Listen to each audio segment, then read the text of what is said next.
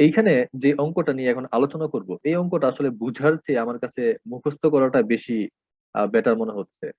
যে যে রিকোয়ারমেন্ট গুলো, ছোট্ট তিনটা রিকোয়ারমেন্ট, তিনটা রিকোয়ারমেন্টের জন্য কিছু পয়েন্ট মনে রেখে জাস্ট সূত্রটা মুখস্থ করে নিব, তাহলে বেশি সহজ মনে হয়।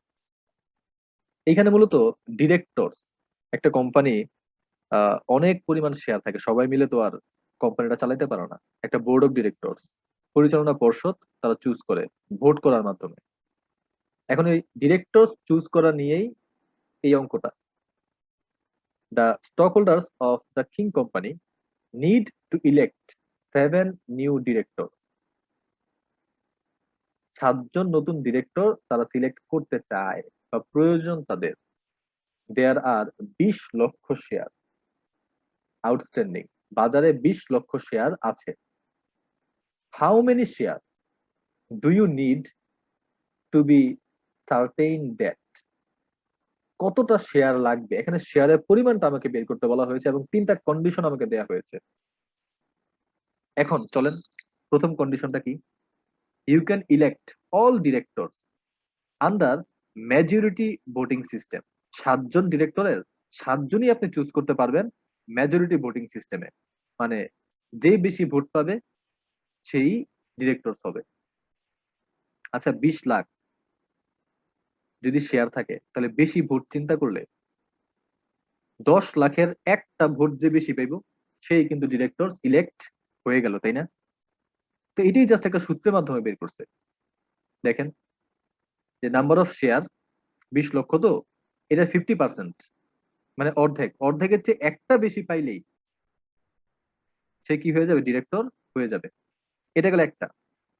এরপরে দেখবেন যে এই কিউমুলেটিভ ভোটিং সিস্টেম। এই কিউমুলেটিভ ভোটিং সিস্টেম বললে সিম্পল একটা সূত্র।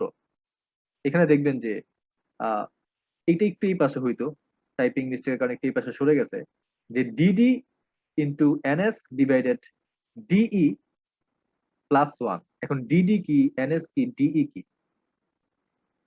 ডিডি মানে হচ্ছে ডিরেক্টরস বা ডিজায়ার্ড ডিরেক্টরস। এই ডিডি মানে কি, ডিজায়ার্ড ডিরেক্টরস। আর ডিই মানে হচ্ছে ডিরেক্টরস ইলেক্টেড। আপাতত জাস্ট এটা মনে রাখেন, যে ডিডি মানে হচ্ছে ডিজায়ার্স ডিরেক্টর, আর ডিই মানে হচ্ছে ডিরেক্টরস ইলেক্টেড।